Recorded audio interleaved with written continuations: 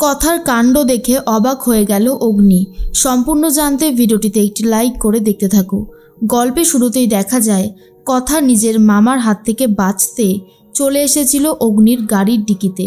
এরপর অগ্নির গাড়িতে করে চলে এসেছে সোজা গুহবাড়িতে। কথা তো ঘুমাচ্ছিল। সকালবেলা যখন সবাই কথাকে দেখে পুরোই অবাক হয়ে যায়। কর্তা দাদু তো খুবই খুশি হয়ে যায় আর কথা মা ফিরে এসেছে বলে অনেক আনন্দ হইহুল্লোড় করতে থাকে। আর ঠিক তখনই কর্তা দিদা বলে, সত্যি কথা মা, তুমি ফিরে এসেছো, আমরা যে কি খুশি হয়েছি তোমাকে বলে বোঝাতে পারবো না। আজ আমরা অনেক খুশি হয়েছি। চিত্রা তো রীতিমতো মাথা ঘুরে পড়ে যায়। আর তখনই কথা বলে, কি এ তো আমাকে দেখেই মাথা ঘুরে পড়ে গেল। সবাই মিলে চিত্রার চোখে মুখে জল ছিটিয়ে চিত্রার জ্ঞান ফেরায়। এরপর চিত্রা নিজের চোখকে বিশ্বাসই করে উঠতে পারছে না যে একটা মরা মানুষ কি করে জীবিত হয়ে ফিরে আসলো। কর্তা দাদু বলে, রেনু, নিজের চোখে না দেখলে তো বিশ্বাসই করতে পারতাম না যে এরকম কিছু হতে পারে।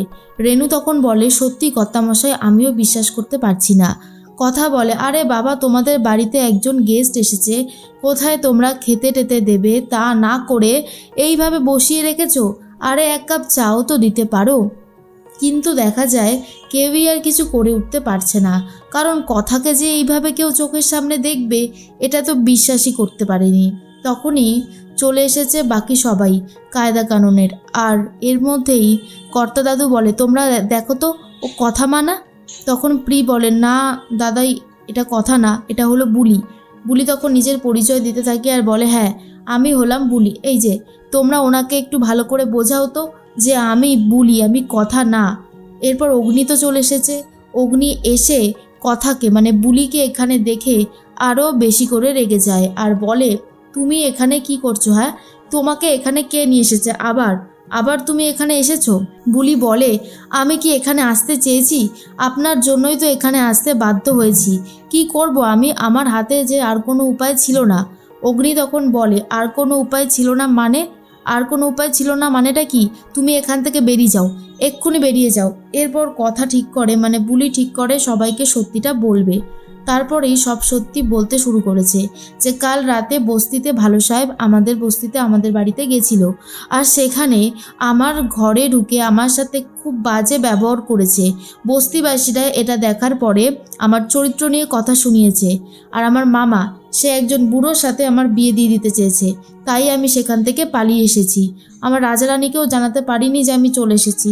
বেচারারা হয়তো আমাকে এখনও খুঁজে বেড়াচ্ছে। যেটা হয়েছে সেটা একদমই ভালো হয়নি। তখনই অগ্নি বলে, তুমি কথা সেজে আমাকে ঠকাতে এসেছিলে কেন? তার পরিণাম হচ্ছে এটা, বুঝতে পেরেছ? তখন কথা ভাবে যে এইভাবে চলতে পারে না, সে এখানেই থাকবে। কিন্তু অগ্নি কথাকে সরিয়ে দিতে চাইলেও সরাতে পারে না। কর্তা দাদু বলে, এখানেই থাকবে বুলি, এখান থেকে কোথাও যাবে না। চিত্রা তখন বলে, এ আপনি কি বলছেন বাবা? আপনি এটা করতে পারেন না। কর্তা দাদু বলে, কেন পারি না মেজ বৌমা? নূপুর তখন বলে, থাক না দিদিভাই, অসুবিধার কি আছে? পিসিমণি বলে, মেজ বৌদি, একসময় তুমিও কিন্তু অনেক অন্যায় করেছিলে, তারপরেও আমরা তোমাকে এই বাড়িতেই রেখে দিয়েছি। অসুবিধার কি হয়েছে বলো তো? আমার তো মনে হয় না যে কোনো অসুবিধা হয়েছে। এখানেই থাকবে বুলি, দেখি ওকে কে সরায়। তখন চিত্রা আর কিছু বলতে পারছে না। এর মাঝখানেই কর্তা দাদু ভাবে, এই মেয়েটা সত্যি কথামার মতোই দেখতে, হতেও তো পারে যে এটাই কথামা। প্রথম বড় বৌমাকে তো আমরা ভাবছিলাম যে বড় বৌমা না ওটা, কিন্তু পরে তো প্রমাণিত হয়েই গেল যে ওটা বড় বৌমা। এমনই হয়তো কোনো একদিন কথামার স্মৃতিও ফিরে আসলো। এর মধ্যে অগ্নি তো কিছুতেই রাখবে না বলে ঠিক করেছিল। আর তখনই প্র্যাটিকে বলে, দেখ তোর ভুলের জন্য আজকে আমাকে মাসুল দিতে হচ্ছে, এই মেয়েটা এই বাড়িতে থাকতে পারে না। প্র্যাটি বলে, শান্ত হ বিপ্র, এরকম করিস না। এরপর কথা কি করেছে, গোবর নিয়ে রীতিমতো গাড়িতে ঘুঁটে দিয়ে দিয়েছে। আর এটা দেখার পর তো অগ্নি আরোই রেগে গেছে আর বলে, গোবরের গন্ধ কোথা থেকে আসছে? আর দেখার পরে রেগে যায়, বলে যে আমার গাড়িটাতে তুমি কি করেছো?